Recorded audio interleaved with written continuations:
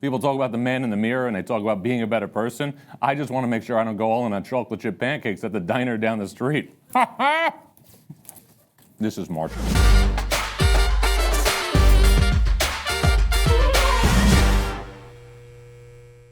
What's up? Welcome to Stuffed. Just days away from Selection Sunday 2020. I gave a State of March address last week on this program, but now we are entering new territory, not just for college basketball, but for our country.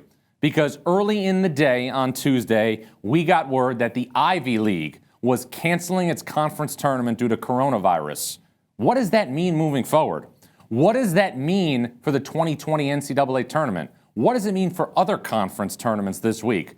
A wise person told me a long time ago, never to speculate on speculation. So I'm not going to speculate on speculation. I'm just going to remind all of you what I learned from a dear friend of mine, Art Lovely. He told me in a very simple way a couple of years ago that every day is a gift. And that is the message I want to share with you here as we get set to embark on the greatest journey that we have in sports. Appreciate every day. Appreciate what you have and appreciate being able to go through this NCAA tournament run because you never know when another one may come. Every day is a gift, especially when you're in college basketball. And if every day is a gift, and if every day is an opportunity to get better at your craft, to be better as a human being, to do things for other people, then each and every day is a day that we need to capitalize. And on Stuffed, we don't just capitalize, we transcend. And on Stuffed, we don't just transcend, we redefine what's going on in the space. Because whether you like it or you don't like it, we cover the sport that's the best thing going today. Anybody else want a nosh? Let's check the menu. We're going to check out some of the biggest stories in college basketball here at the top in the New York Minute. We're also going to visit with Rutgers head coach Steve Pikiell on our coach's call after the Scarlet Knights' big win at Purdue on Saturday. We'll then also check in with Florida State senior Trent Forrest as the Seminoles are on the heels of winning the ACC regular season title. We'll also do a visit with Brad Wachtel as part of the Hustlemania Hotline. He is one of the biggest rising stars in the world of bracketology and also give you some late night snacks you can't get anywhere else. Now, let's check some major stories in college basketball in a New York Minute. All right, first off the top right now, Dayton will be a number one seed in the NCAA tournament if the Flyers win the Atlantic 10 tournament this week in Brooklyn. I spoke to Anthony Grant on Monday. He is operating with the focus of a surgeon. He's told me he hasn't even broached the topic with his team of being a number one seed in the field of 68. San Diego State lost last week to Utah State in the Mountain West Conference tournament title game, but this loss is a blessing in disguise for the Aztecs. Why? If San Diego State won this game, they would have been the number one seed in the East region. That means if the Aztecs won their first two NCAA tournament games, they would have had to fly cross country and play at Madison Square Garden in the Sweet 16 and potentially the Elite Eight. Now, as a potential 2 seed in the West, if San Diego State can win its first 2 games, the Aztecs will then play regional games in Los Angeles at the Staples Center. And lastly, I know that parity has been the main theme of this college basketball season, but there is one team that's been clearly above the rest, and that's Kansas. Kansas will be a heavy favorite to win the national championship. The Jayhawks have just 3 losses this year. All 3 defeats came when the Jayhawks were not at full strength. All these basketball talks, all this stuff about the NCAA tournament has me excited for a little bit of lunch. Let's call up the diner. Let's get some stuff in. Time now to stay sharp from our friends at PointsBet. March is here. College basketball is heating up, and with the big tourney around the corner, it's the perfect time to start betting with the PointsBet Sportsbook. They've got the fastest sports betting app in the world, and they have some promos that will blow your mind for the tournament. Fans in New Jersey, Iowa, and Indiana can download the PointsBet app and sign up with the code STUFF. If you deposit $10, you'll get $100 in bonus bets. Think about that for a second. Terms and conditions apply. New Jersey, Iowa, and Indiana only. Must be 21. Gambling problem? Call 1-800-GAMBLER. PointsBet. Stay sharp. And time now to look at the biggest comebacks of last week in college basketball. Oklahoma came back from 20 down in Fort Worth to beat TCU thanks to Austin Reeves. Remember, it's not anarchy, it's just college basketball. In Gainesville, Kentucky was down 18, beat Florida on the road without Ashton Hagans. College basketball, where the unexpected becomes the ordinary. How about what we saw at Arch Madness? Valpo down 18 against Loyola Chicago. The top two seeds in that conference tournament, Northern Iowa and Loyola Chicago, out in the quarterfinals. That epitomizes March Madness. Florida State down 13 in South Bend against Notre Dame. No deficit seems too insurmountable for the Seminoles. Remember, they had that big comeback a couple of weeks ago at home against Louisville. And then what about what happened in Las Vegas thanks to Sam Merrill, Nemish Caden and company? Utah State down 8 against San Diego State, comes back, wins the game, back-to-back Mountain West Conference tournament titles for the Aggies. And remember, this isn't anarchy. It's just college basketball. If you're not excited right now for what's ahead, you officially hate fun.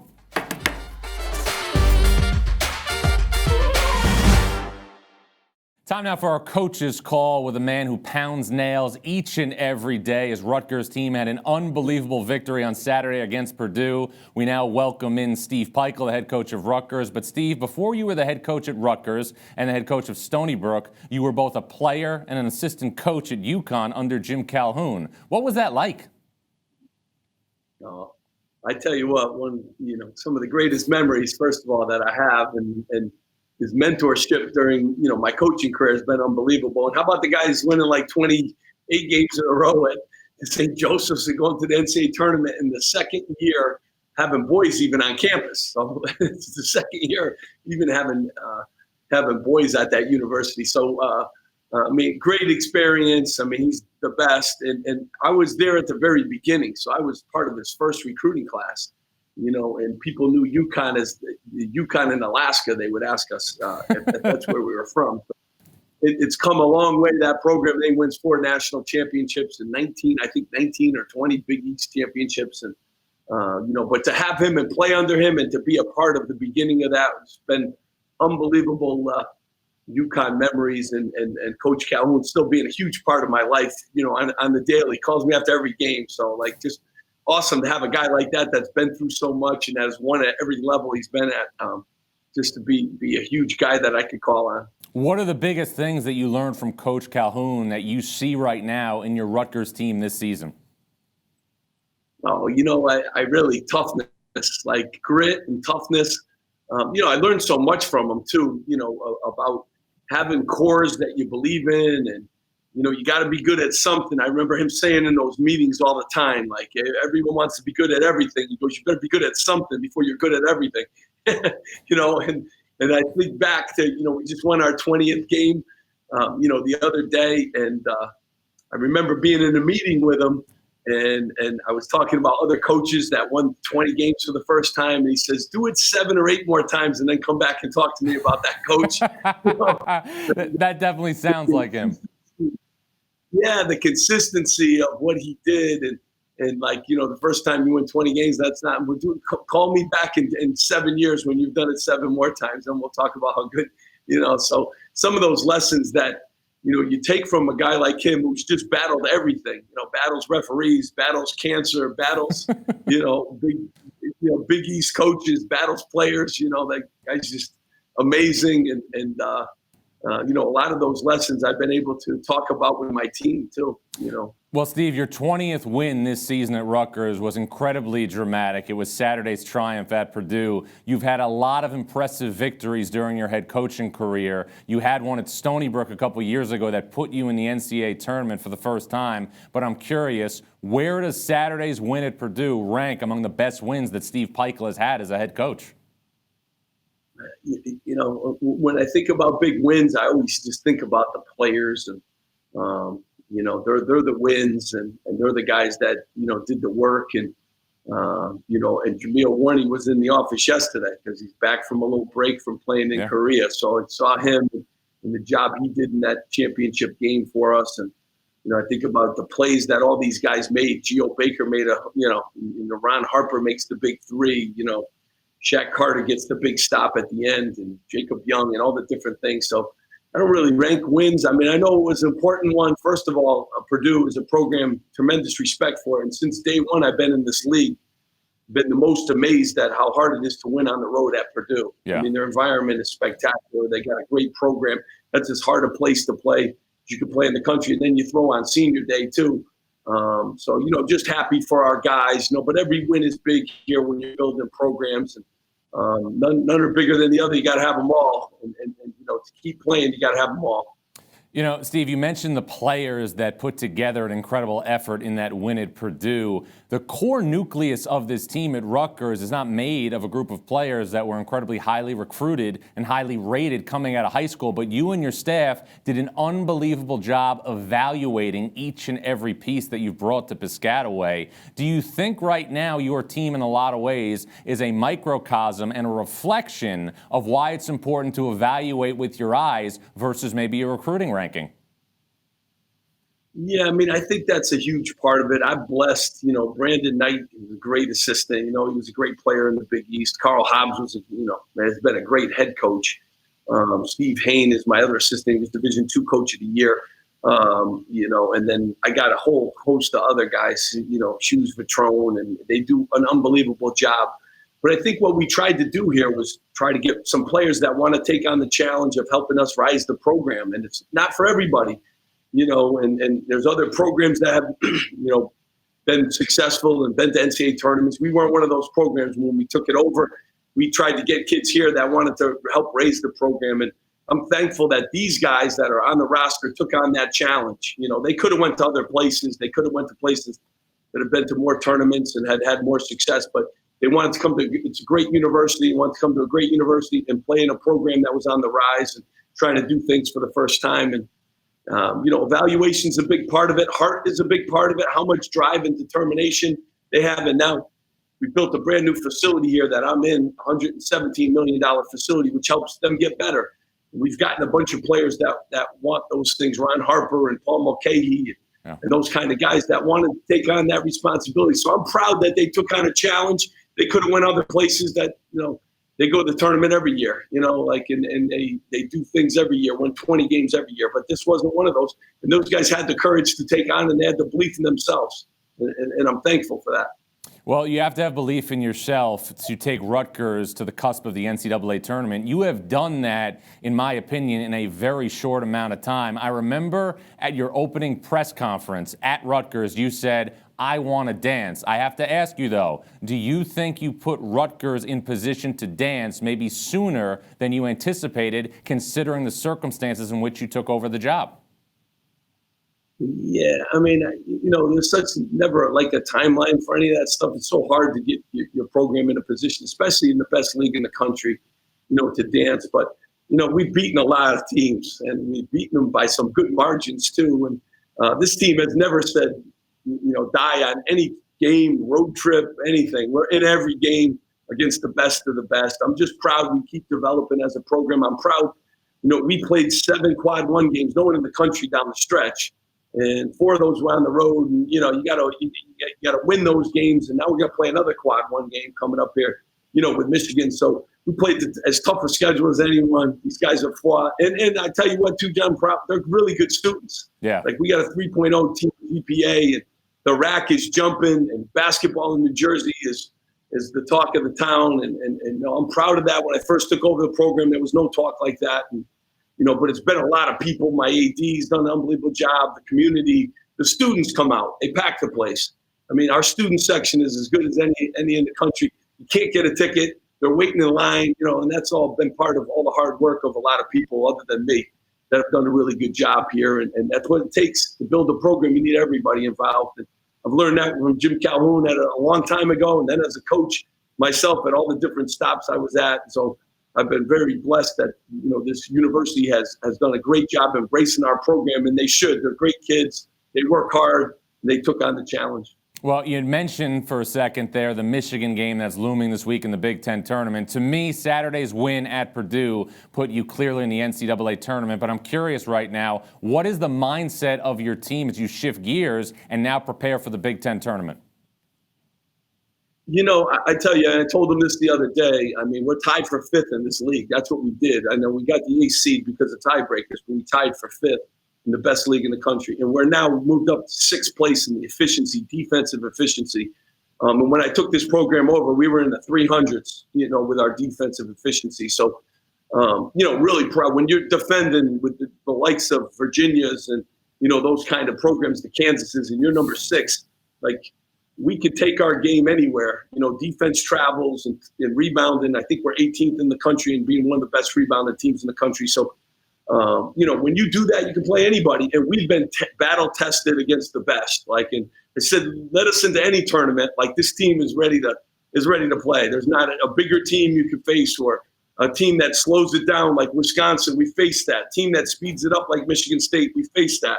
A team that plays like Penn State. We face that. So Seton Hall, as good as they are, and the stuff we played Seton Hall, and those kind of teams at that level. So there's nobody that, our team's certainly going to be afraid of. We're going to embrace the opportunity, whoever we have to play, and we're going to be ready to play.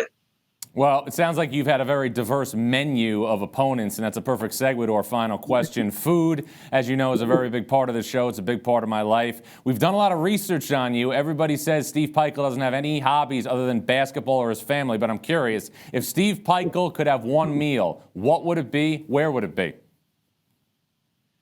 Oh, my Lord. There's a lot of good places, especially this time of the year. Food is ever on my mind, but after the season's over, I'm going to have to get to a few restaurants here locally that haven't been to. But Steak 85 down here in Piscataway and down here in New Brunswick is one of the best steakhouses going.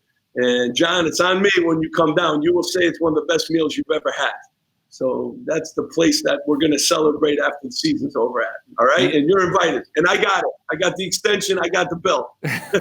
Sounds great. Well, Steve, first of all, congratulations on an unbelievable job at Rutgers. Best of luck and safe travels to the Big Ten tournament. And again, congratulations on making Rutgers nationally relevant and on the cusp of the NCAA tournament for the first time in nearly 30 years.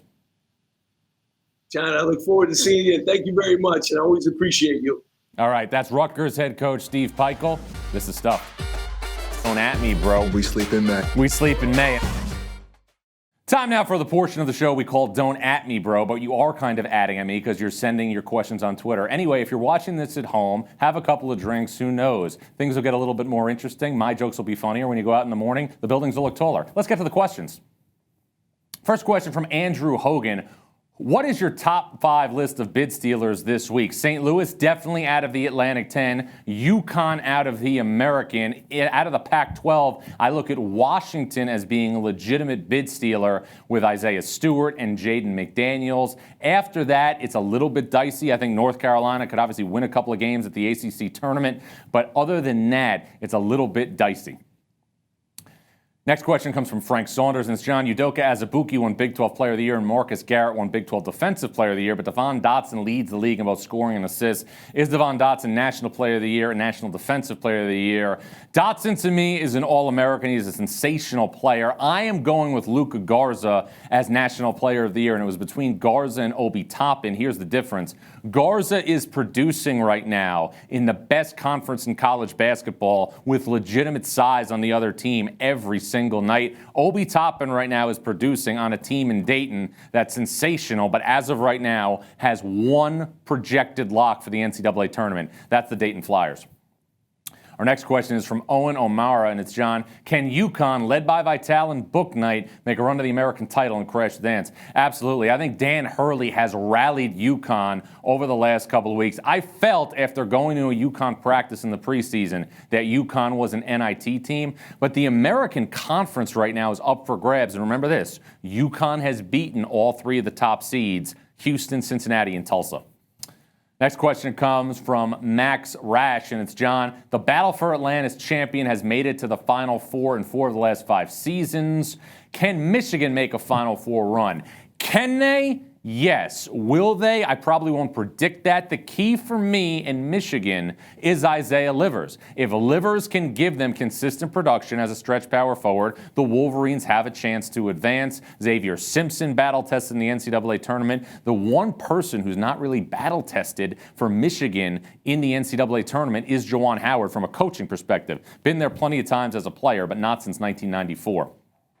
Steve Hall is with our next question. Who is that team the Blue Bloods don't want to see as the 12 seed? Hint, Akron. East Tennessee State is definitely one to put here. Akron would be as well, but I've got my eyes as well on John Becker's team at Vermont. Anthony Lamb is one of the top players mid-major-wise in college basketball. They were very competitive in a game last year against Florida State. I am keeping a close eye on who draws Vermont in the round of 64, as long as Vermont wins the America East Conference tournament.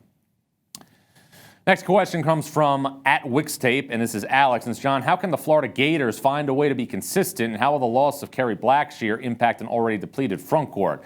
Florida came out with a release that Blackshear's status is obviously questionable for the SEC tournament this week. He suffered an injury against Kentucky. Florida, to me, is a type of team that will be seeded anywhere from 7 to 10 in the NCAA tournament and could win their first game and then break open a bracket, because Florida's a type of team that could see a Dayton in the round of 32, could see a San Diego State in the round of 32. This is the best part for me about finding out the bracket on Sunday. The combinations, the matchups, it's really, really scintillating.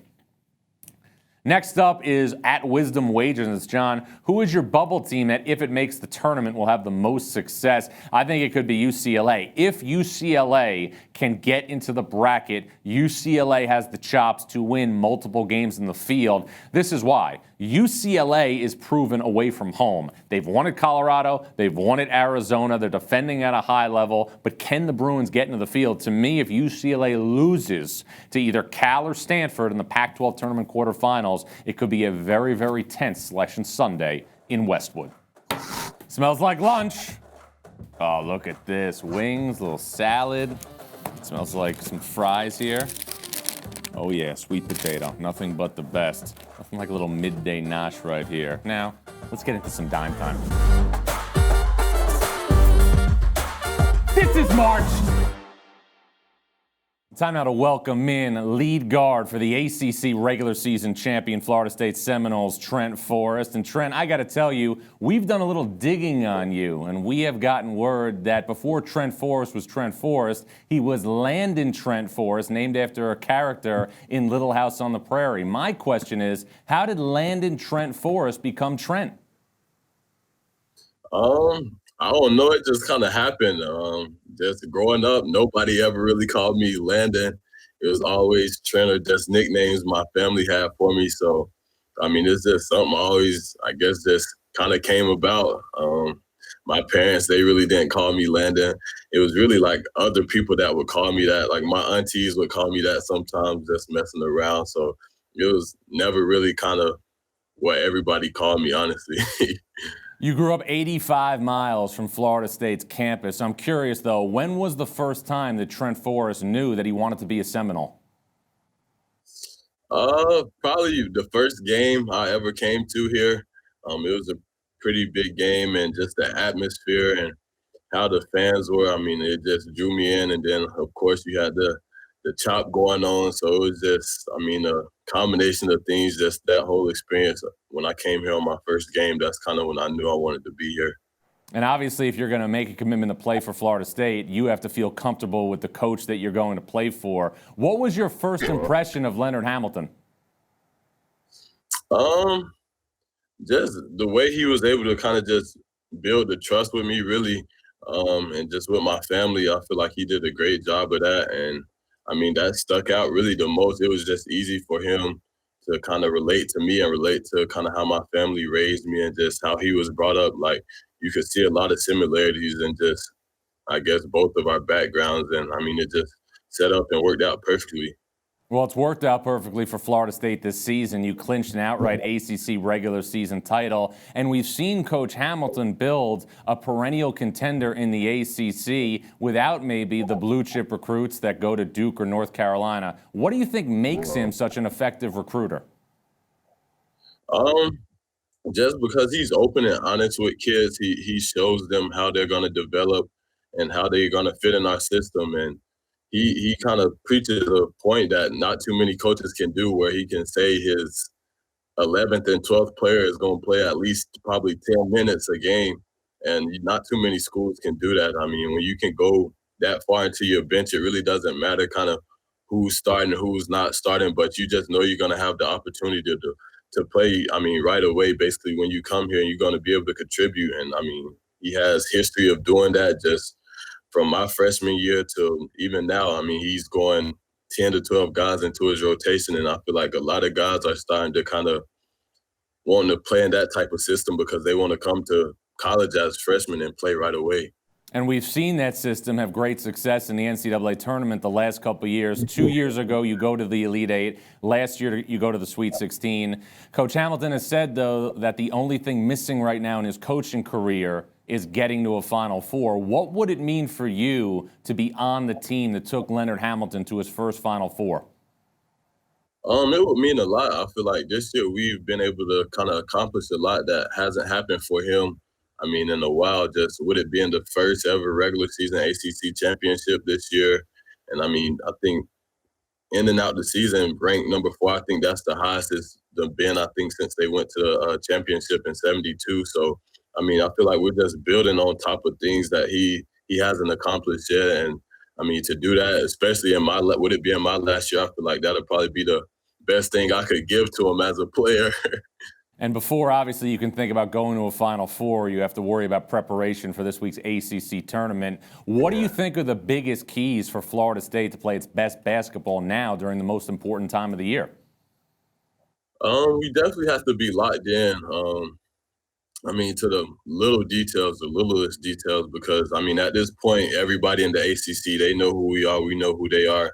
So it's going to just be those little things that's kind of going to set us apart to kind of get us over the hump this weekend. I mean, you have to be mentally tough to go and play 3 straight games. I mean, in the ACC, back to back to back like that, it's not easy at all. So just having the mental toughness to kind of block out how your body is feeling and to focus on the little things, that's really what we're going to have to do to win it all. Well, Trent, final thing right now. Food is a very big part of the show. It's a big part of my life. If Trent Forrest could have one meal, where would it be? What would it be? It would definitely be back home from my mom. Probably her taco salad. That would probably be my one meal that I would want. Just her taco salad, the way she makes it with Doritos and just the different chips she's put in it. That would probably be my one meal. Well, the Forrest house will definitely be making plenty of taco salads if Florida State basketball continues to play the way it has this year. Trent, congratulations on winning an ACC regular season title. Congrats on a great career. Best of luck moving forward in the postseason. Yes, sir. Thank you. All right, that's Florida State lead guard Trent Forrest. Again, thanks for dining with us here on Stuffed. You know, March Madness always makes me so hungry. It feels like sundown on Yom Kippur. Nice wings, looks solid, not too much sauce. Oh, that's a good wing. That is a good wing. Hope there are napkins in this bag, otherwise the soup could be in trouble. Dry cleaning always goes through the roof in March. I've got a pretty good account of dry cleaners.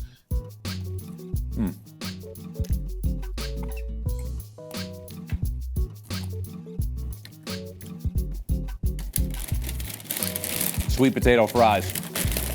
Tremendous. Very good. Let's get to some elevator pitches and see what the folks got this week. Here's my elevator pitch for you, John. Jon Rothstein, appetite of a bear before hibernation. I like that. It's authentic. It's on brand. This guy's a fan of Stuffed, and that makes us a fan of you. Good job out of you. Yo, ready to roll. This is March. Time now for a special guest on this week's Hustlemania Hotline. I knew this guy when he is the rising star in the bracketology profession, often imitated, never duplicated. Brad Wachtel. My only question is this: how does one become a bracketologist? So it started back in 2005, right after I graduated from Rutgers University.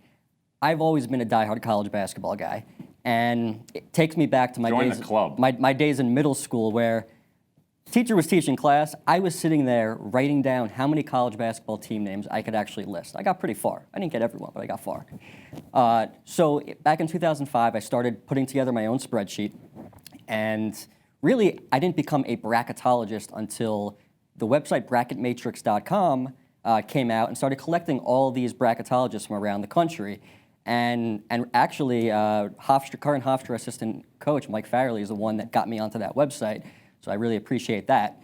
And from there, it's been like a competition. So I've always been on it and try to beat everybody else. Well, you've been extremely accurate in a lot of your projections. How do you explain that? Well, I feel like my background in working in college basketball helps me a little bit. I don't think that's the entire reason. I think the way I do it is I'm comparing resumes. A team that's a 3 seed and a 4 seed, let's compare them resumes. Let's put them back to back. Who has the better record in quadrant 1 as opposed to the team right below them? But it's not just the better record in quadrant 1, because for example, you take a team like Butler in Wisconsin, who I have Wisconsin as a 4 seed and Butler as a 5 seed. Even though Butler has the better record in quadrant 1, they're 10-6. Wisconsin's 9-8. Wisconsin has the better high-end wins. Right. So they will get the edge. So it's not just a matter of reading numbers and making decisions like anybody can do it. You have to have a little bit of a mind and pattern recognition to make sure you're doing what you believe the committee is going to do. There's so many different metrics involved in this stuff. When you think about where the committee is right now for the NCAA tournament, what are the biggest things that they value more so than others? Well, I definitely think wins against tournament teams is extremely important. Your record against quadrant 1 teams. I also think it's extremely important to have a solid net. The team with the worst net that got in last year was St. John's at 73, and they only got in because they had some high-level victories.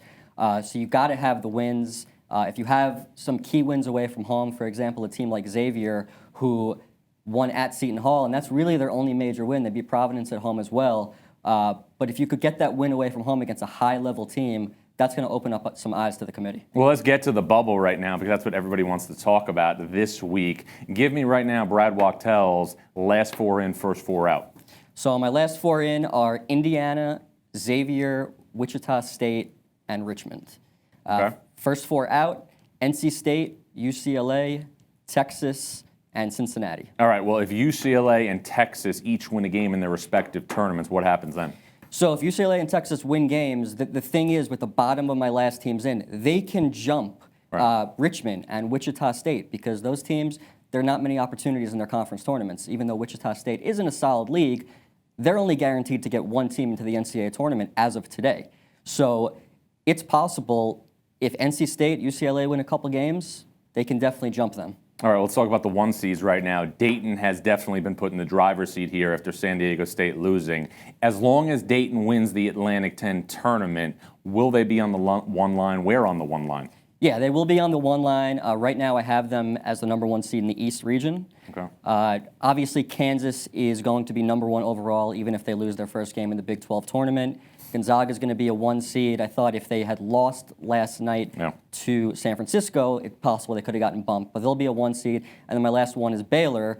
And now Baylor has 11 quadrant 1 wins, and even if they do lose in their conference tournament, when you start comparing resumes, their resume is still better than a team like Florida State. So I think they're relatively safe.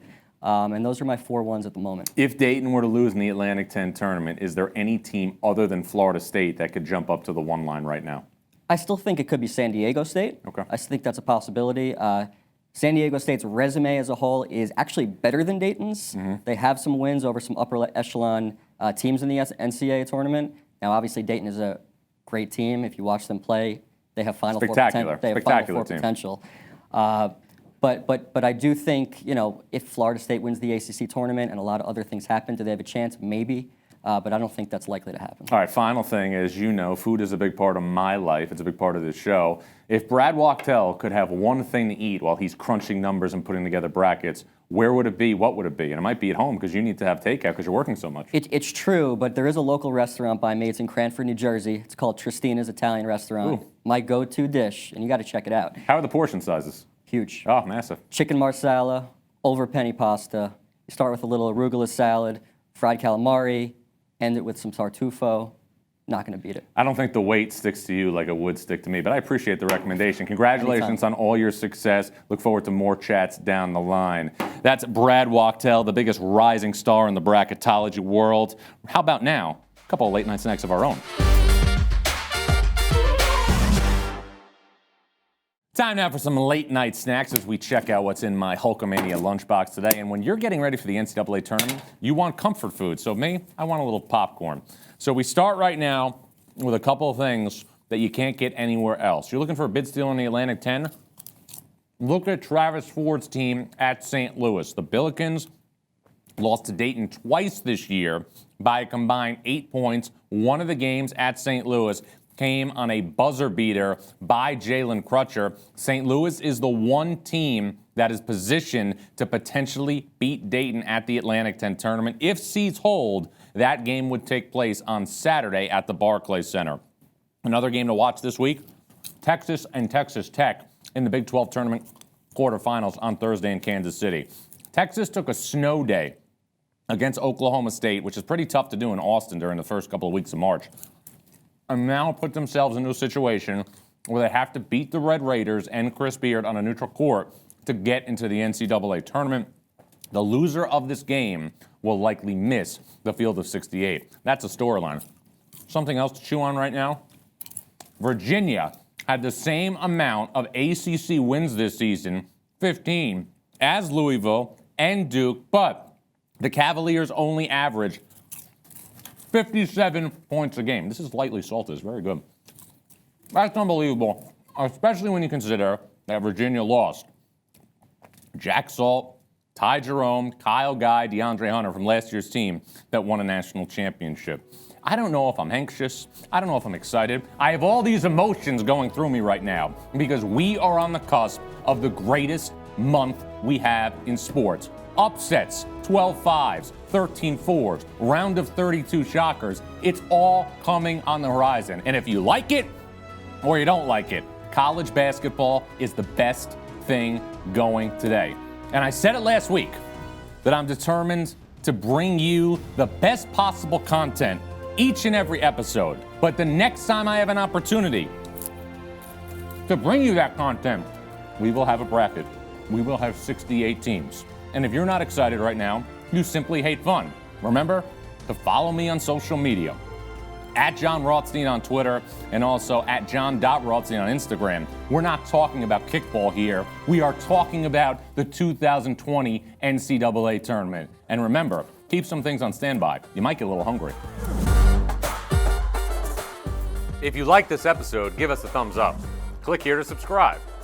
The story all of a sudden right now, and it will continue up until the brackets come out on Sunday night, isn't necessarily going to be whether or not San Diego State winds up as the 2 in the West region, which I've been thinking about for the last 13 days. It's about, are we going to have